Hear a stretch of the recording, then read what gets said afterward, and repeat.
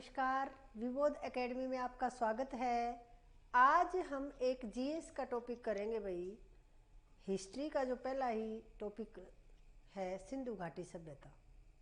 सिंधु घाटी सभ्यता के बारे में आज हम विस्तृत जानकारी लेंगे, जो किसी भी छोटे से छोटे और बड़े से बड़े एग्जाम के लिए यूजफुल होंगे। आज का हमारा विषय है भाई सिंधु घाटी सभ्यता।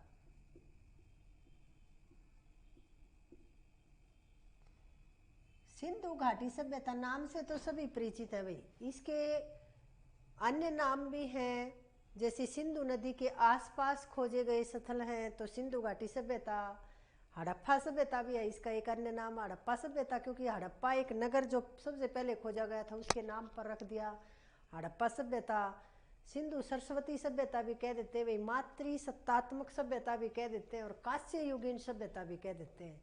इसके बहुत से नाम हैं, तो सबसे पहले तो इसके अन्य नाम ही लिख लीजिए भाई। अन्य नाम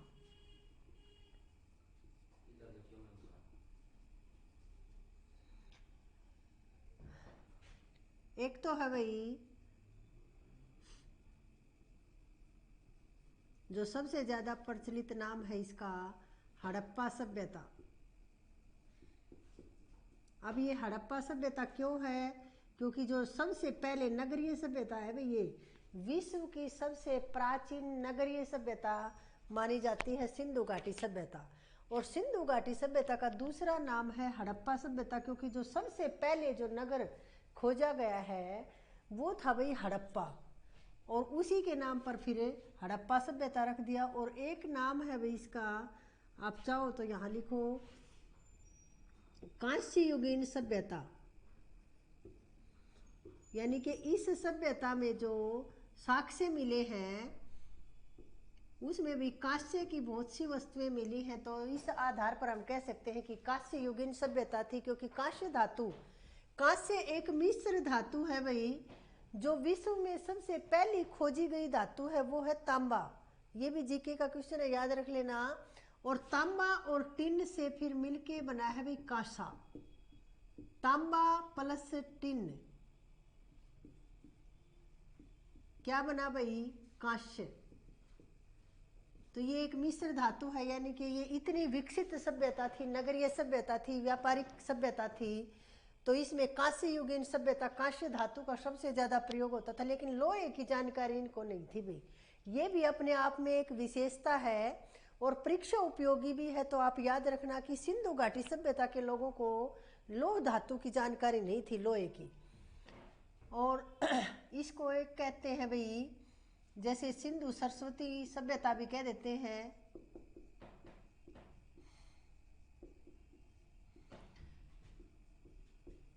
और एक नाम है भाई, आप दे सकते हो इसको मातृ सत्तात्मक। अब मातृ सत्तात्मक क्या होता है भाई? कि जहां माता की सत्ता हो, मातृ सत्तात्मक सभ्यता थी ये। आजकल क्या है, अब वर्तमान में पितृ सत्तात्मक समाज है, यानी कि प्रधान पुरुष प्रधान है, स्त्री गौण है।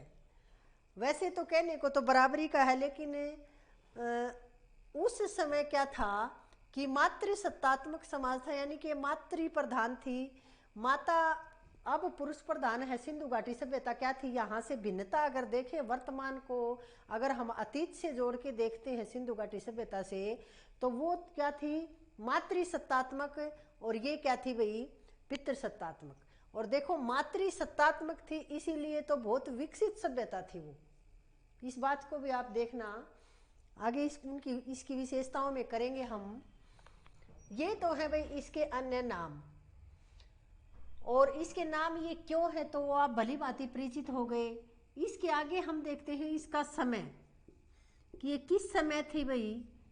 तो ये अगर हम एनसीईआरटी की दृष्टि से देखें या अध्ययन की सुविधा की दृष्टि से, इसको हम मान लेते हैं भाई 2300 बीसी से 1700 बीसी। ये तो हम अध्ययन की सुविधा की दृष्टि से कह सकते हैं भाई।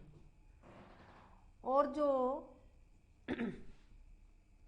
जॉन मार्शल थे, जो भारतीय पुरातत्व विभाग के उस समय अध्यक्ष थे, उनके अनुसार जो है सिंधु घाटी सभ्यता का समय जो है वो है भाई 3250 बीसी से 2750 बीसी। बीसी यानी कि बिफोर क्राइस्ट, ईसा पूर्व जिसको बोलते हैं। और एक हमारी जो जीवाश्म मापने की एक विधि होती है भाई, जिसको बोलते हैं कार्बन 14। कार्बन 14 पद्धति के अनुसार जो है वो सिंधु घाटी सभ्यता की जो है ये समय सीमा जो है वो है भाई 2350 से 1750 बीसी। ये तो है भाई समय सीमा। इस समय सीमा के दौरान ये सभ्यता, साक्ष्यों के अनुसार हमने अनुमान लगाया है कि 2300 बीसी से 1700 बीसी के बीच में ये सिंधु घाटी सभ्यता रही होगी। अब आगे देखते हैं भाई इसकी विशेषताएं।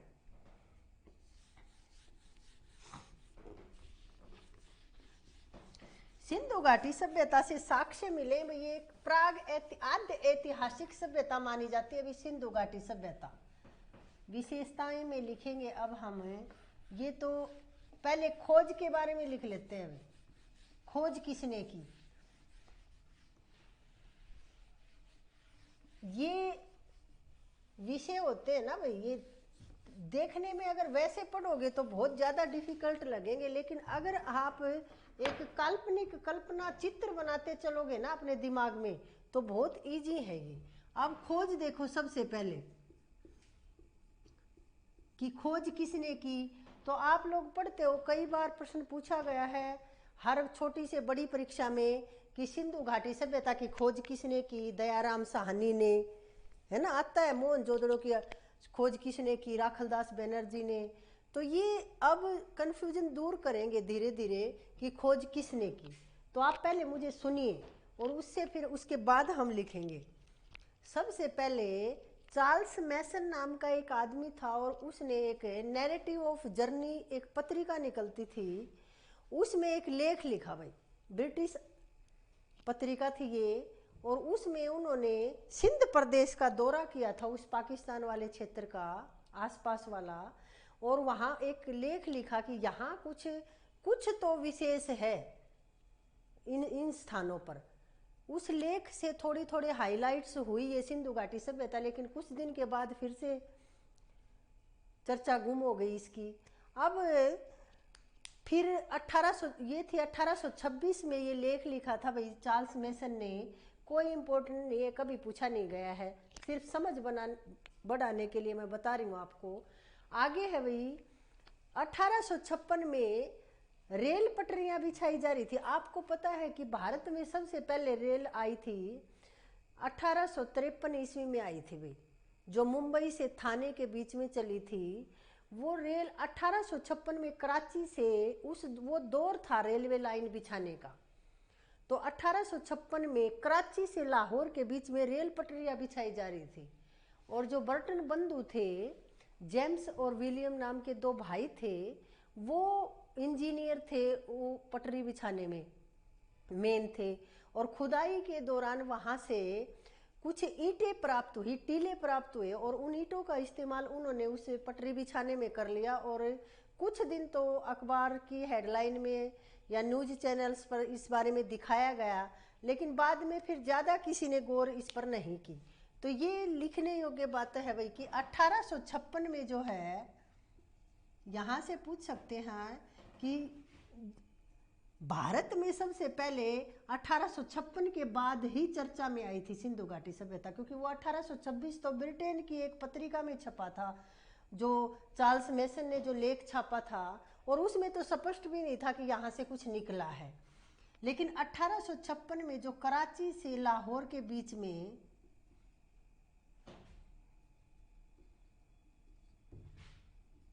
रेलवे लाइन बिछाई जा रही थी, उस दौरान जो कुछ साक्ष्य यहाँ से मिले, यानी कि कुछ ईंटें मिली, कुछ पत्थर और कुछ मिले यहाँ से, तो 1856 में कुछ हाइलाइट्स में आई भी सिंधु घाटी सभ्यता। अब इसके बाद फिर से यहाँ कोई ज़्यादा वो नहीं किया गया। आप लिखना चाहो तो लिख सकते हो। थोड़े रेल के बारे में आपको जानकारी, ये भी जीके ही पढ़ रहे हैं तो साथ साथ सब कुछ हम करते चलेंगे कि भारत में रेल चली हुई 1853 ईस्वी में। कहाँ से? मुंबई से थाने के बीच में चली हुई है। मुंबई से थाने के बीच में चली, 34 किलोमीटर की दूरी तय की इसने। कुल चली हुई है 34 किलोमीटर। और ये कब चली थी भी अगर लिखना चाहो तो 16 अप्रैल 1853 ईस्वी को ये चली थी। और मुंबई का एक स्टेशन था बोरीबंदर, उस स्टेशन से चली थी ये। और फिर ये चली थी भी थाने तक पहुंची थी। 400 यात्री थे इसमें। ये तो थी भारत की रेल। अब विश्व में रेल कब चली? तो विश्व में सबसे पहले रेल चली थी भाई 1925 ईस्वी में चली थी भाई। 1825 में, सॉरी 1825 में चली थी भाई लंदन में। और मेट्रो तो आपको पता ही, अब तो रेल क्या मेट्रो का जमाना आ गया। तो भारत में मेट्रो आई थी भाई 1984 में सबसे पहले कलकत्ता में। लिखना चाहो तो आप यही आप नोट डाउन कर लेना कि भारत में मेट्रो आई थी भी, विश्व की बात नहीं चल रही यहाँ। भारत में जो मेट्रो आई थी सबसे पहले ये 1984 में आई थी भाई। और कलकत्ता में आई थी, जिसको आजकल क्या बोलते हैं, कोलकाता बोलते हैं। ये तो थोड़ी अलग से कॉमन जानकारी मैंने आपको दी। अब चलते हैं अपने टॉपिक पे फिर से।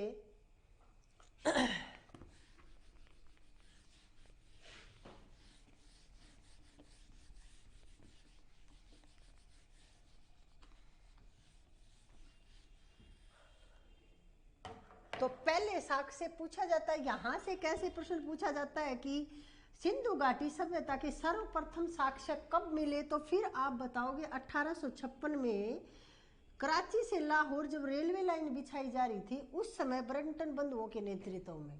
तो उस समय हमें क्या है, सिंधु घाटी सभ्यता के साक्ष्य मिले, लेकिन ज़्यादा किसी ने उसके ऊपर शोध कार्य किया नहीं और बात वहीं दब गई। अब क्या होता है कि जॉन मार्शल नाम के एक व्यक्ति आते हैं भाई, और इनको ब्रिटिश शासन के अधीन थे हम उस समय। तो इनको क्या किया जाता है, अभी भारतीय पुरातात्विक विभाग का अध्यक्ष बनाया जाता है। क्योंकि कई इस समय तक आते आते कई स्थानों से खुदाई के दौरान कुछ कुछ वस्तुएं निकलने लगी। तो अब इन्होंने सोचा कि भी कुछ तो है नीचे, क्यों ना खुदाई करके देखा जाए। तो इनको भारतीय पुरातात्विक विभाग, ये जो खोज करते हैं ना भाई, पुराने साक्ष्यों को ढूंढते हैं, उनको ही कहते हैं पुरातात्विक विभाग, यानी कि जो पुराने तत्वों की खोज करते हैं। तो ये क्या थे भाई, पुरातात्विक विभाग के अध्यक्ष थे जॉन मार्शल। और इनकी अध्यक्षता में क्या है कि दयाराम साहनी, राय बहादुर दयाराम साहनी इनका पूरा नाम है भाई। दयाराम साहनी ने, यानी कि दयाराम साहनी ने 1921 ईस्वी में सबसे पहले हड़प्पा शहर की खोज की, जिसके नाम पर ही नाम भी रख दिया गया हड़प्पा सभ्यता। तो ये क्या है, अभी एक नगर खोजा गया हड़प्पा। और फिर अगले ही साल राखलदास बनर्जी के नेतृत्व में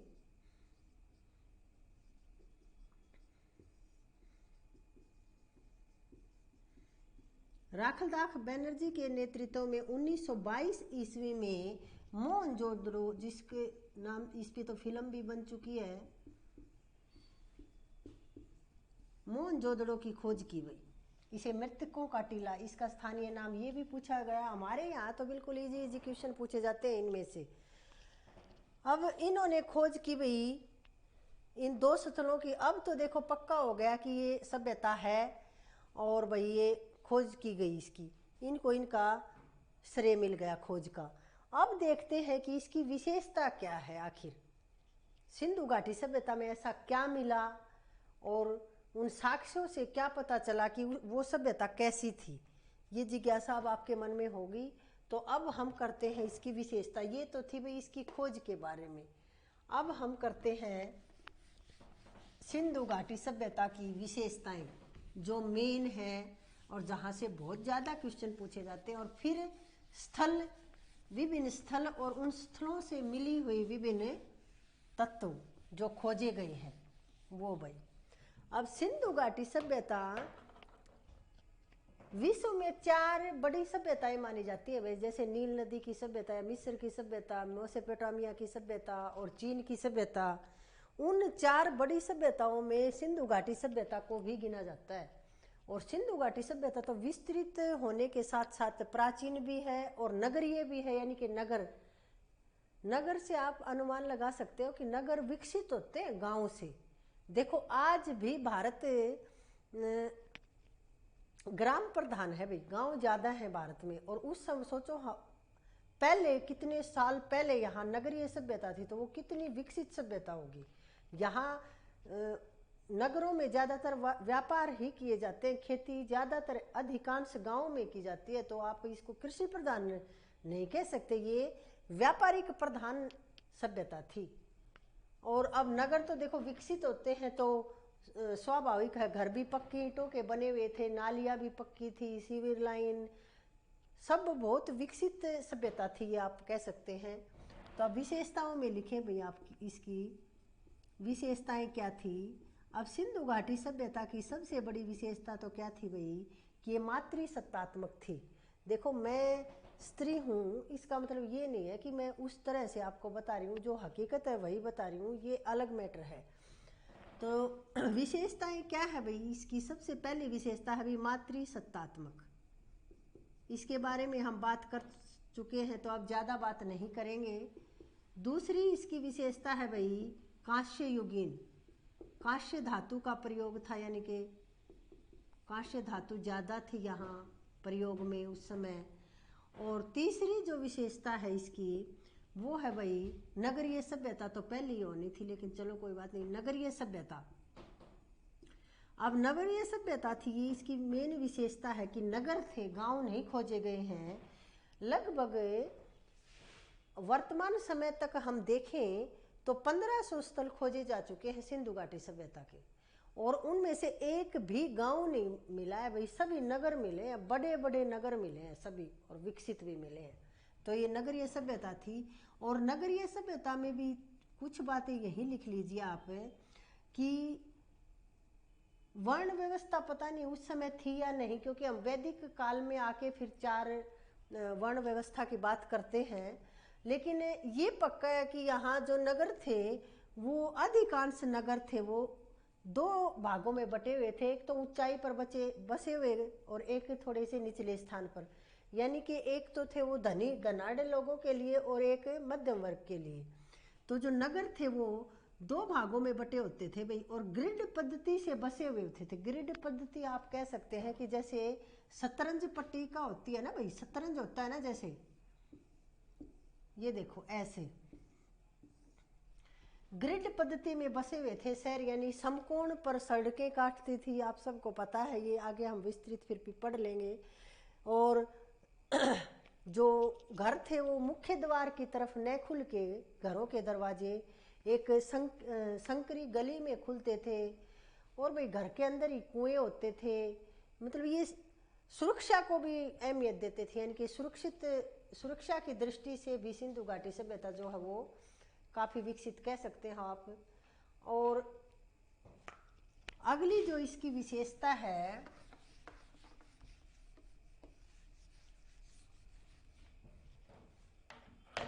वो है भाई कि साक्ष्यों से पता चला है कि यहाँ जो शासन था उस समय का वो वणिक लोगों के हाथ में था, यानी कि वणिक साम्राज्य था यहाँ। वणिक आप समाज से समझ सकते हो कि यानी कि व्यापारी, यानी कि बनिए लोगों का शासन था। और इसीलिए एक अगली विशेषता इसके साथ ही आप लिख लीजिए कि ये शांति प्रिय सभ्यता थी।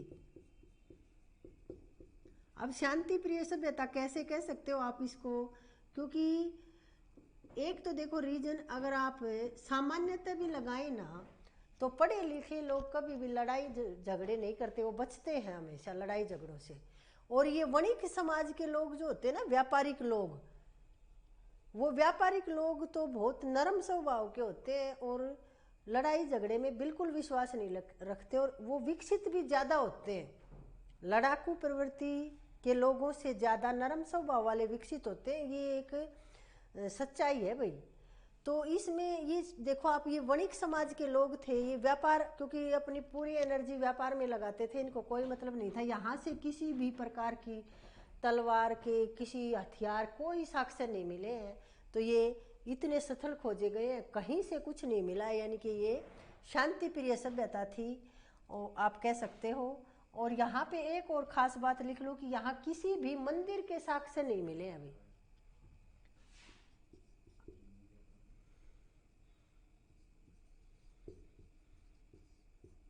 किसी भी मंदिर के, कहीं भी किसी भी मंदिर के साक्ष्य नहीं मिले हैं, किसी भी देवता के मंदिर के। ये अपने आप में एक विशेषता है भाई, क्योंकि हमारे इतने बड़े देश में, भारत में, कहीं कोई गांव ही शायद कोई बाकी हो जहां मंदिर ना हो, बल्कि इवन आप कह सकते हो कि 2, 3, 4, 5 मंदिर मिल जाते हैं एक गांव में। स्कूल तो मिलो या नहीं मिलो, मंदिर जरूर मिलेंगे आपको। लेकिन यहाँ सिंधु घाटी सभ्यता विकसित सभ्यता थी भाई। ये लोग हर काम, विकासशील सभ्यता वही होती है जहाँ मतलब समझदारी के साथ जो जरूरत है उसी का को बनवाया जाता है। अब देखो भाई, एक है भाई ये अगली जो विशेषता है सिंधु घाटी सभ्यता की, वो है भाई आद्य ऐतिहासिक सभ्यता। ये क्या थी भाई? आद्य ऐतिहासिक सभ्यता थी, यानी कि आद्य ऐतिहासिक क्या होता है भाई? अब देखो, हम 3 प्रकार हम बोलते हैं भाई, एक तो प्राग ऐतिहासिक, एक आद्य ऐतिहासिक, और एक बोलते हैं ऐतिहासिक। अब तीनों क्या है, इनमें थोड़ा अंतर देख लेते हैं, क्योंकि इनमें भी कंफ्यूजन होता है कई बार। एक पहला है भाई प्राग ऐतिहासिक। अब प्राग ऐतिहासिक क्या है कि ऐसा इतिहास जिसका कोई लिखित साक्ष्य नहीं है, कोई लिपिबद्ध, कोई भी अभिलेख या कुछ भी बुक वगैरह कुछ नहीं मिला है भाई, तो इसको बोलते हैं प्राग ऐतिहासिक, यानी कि इतिहास जो पहले का है। प्राग ऐतिहासिक यानी कि जिसके कोई लिखित साक्ष्य नहीं है भाई। अब लिखित साक्ष्य नहीं है तो लिखा मिला नहीं, तो फिर पढ़ेंगे कि, यानी कि ऐसा इतिहास जिसको लिखा और पढ़ा नहीं गया है, जिसके लिखित साक्ष्य नहीं मिले हैं। ये तो है भाई क्या, प्रागैतिहासिक। जैसे पाषाण काल आप बोल सकते हो, पाषाण काल के कहीं भी लिखित अवशेष हमें नहीं मिलते। और आद्य ऐतिहासिक जो हमारी सिंधु घाटी सभ्यता भी पढ़ रहे हैं हम, ये आद्य ऐतिहासिक होता है भाई कि यहाँ लिपि तो थी लोगों की, मिले हैं साक्ष्य, लेकिन उनको पढ़ा नहीं गया। वो लिपि ऐसी है कि आज तक उसको पढ़ा नहीं गया है। चित्र लिपि मिली है। अब चित्र लिपि कोशिश तो की जा रही है, लेकिन क्या है कि लिपि तो है इनकी, चित्र लिपि कह सकते हो आप, या कह सकते हो कि ऐसा इतिहास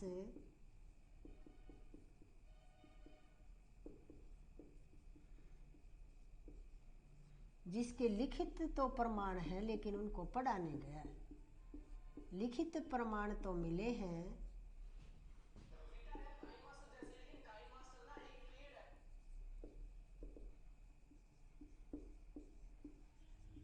लेकिन पढ़ा नहीं गया है। और एक होता है भाई ऐतिहासिक। अब देखो, ऐतिहासिक क्या है भाई कि इतिहास जिसको लिपिबद्ध किया गया है और जिसको पढ़ के हम प्रमाणिकता के साथ रख सकते हैं, वो होता है भाई इतिहास। यानी कि लिपिबद्ध जो है,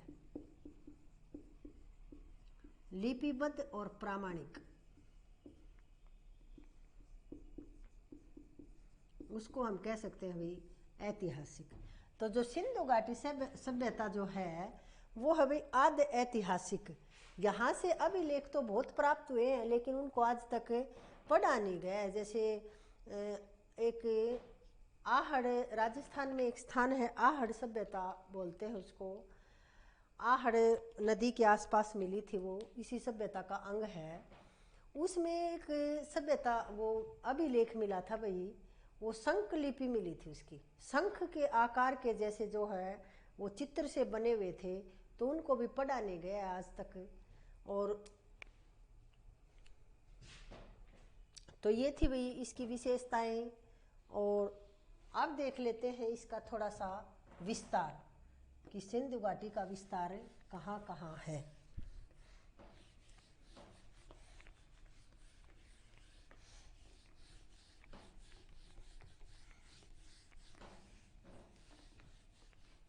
ये इसकी मेन मुख्य जहाँ से आते हैं ना परीक्षा में प्रश्न है, वो विशेषताएं मैंने आपकी लिखवाई है। वैसे तो बहुत है और भी विशेषताएं तो, लेकिन वो तो देखो जनरली आपको पता ही होती हैं, सबको पता होती है वो तो जो आज भी हैं पहले भी और सभ्यताओं में भी थी।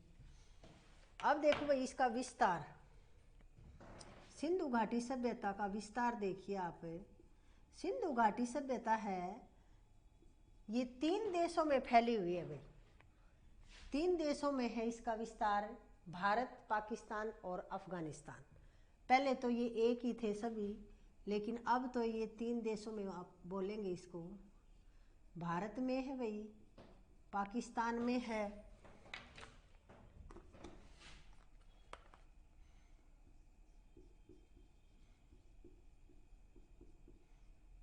और अफगानिस्तान में है।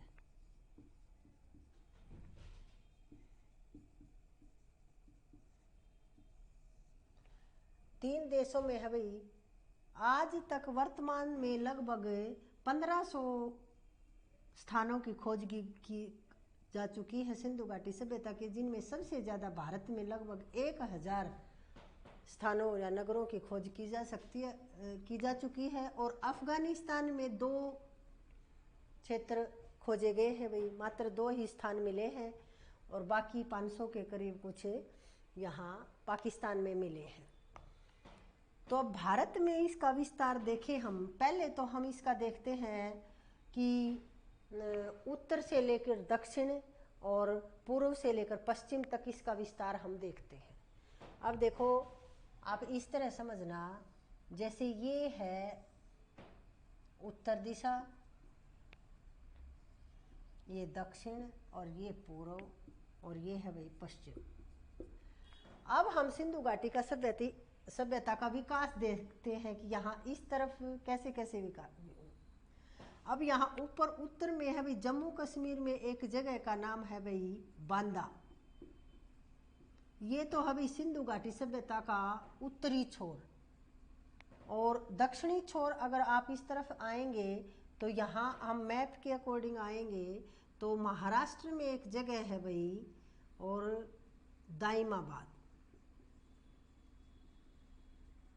गोदावरी नदी के किनारे दाइमाबाद एक जगह है, यहाँ तक इसका दक्षिणी विकास।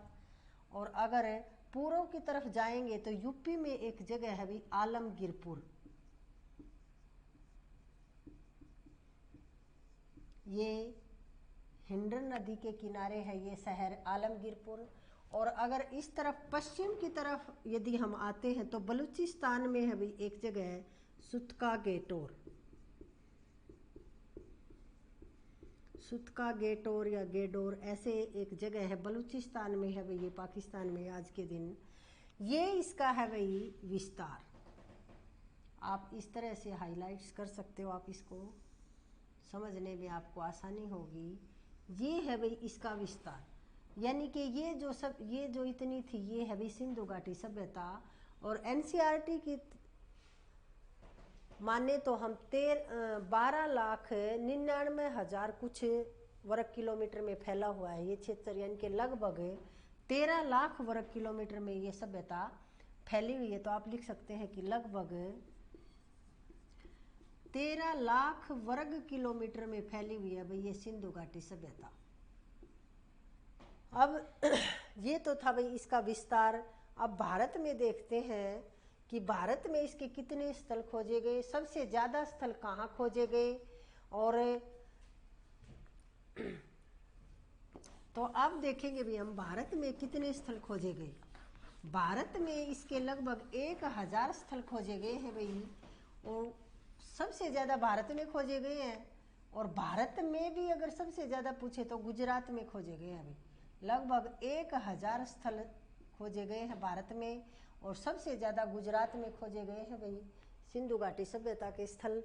तो आज हमने सिंधु घाटी सभ्यता में उसके नामकरण के बारे में खोज और विशेषताएं की हैं। कुछ जैसे स्थल हैं जहाँ से मुख्य मुख्य पॉइंट बनेंगे, जैसे कालीबंगा है, राजस्थान में एक जगह है जिसका शाब्दिक अर्थ होता है काली चूड़ियाँ, पूछा भी गया है ये एक बार। तो वहाँ से सबसे ज़्यादा प्रश्न बनने की संभावना होती है, और वहाँ पर 5 चीज़ें ऐसी मिली हैं जो विश्व में पहली बार किसी सभ्यता में मिली हैं, और वो कालीबंगा से मिली हैं। जैसे एक खोपड़ी मिली थी भी वहाँ से, जिसमें 6 छिद्र मिले थे, यानी कि शल्य चिकित्सा के प्रमाण मिले थे, ऊँट की हड्डी मिली थी, कपास के प्रमाण मिले थे, कपास उगाने के। तो इस तरह से हम कल ये अलग स्थलों के बारे में करेंगे। आज के लिए इतना ही। धन्यवाद, नमस्कार।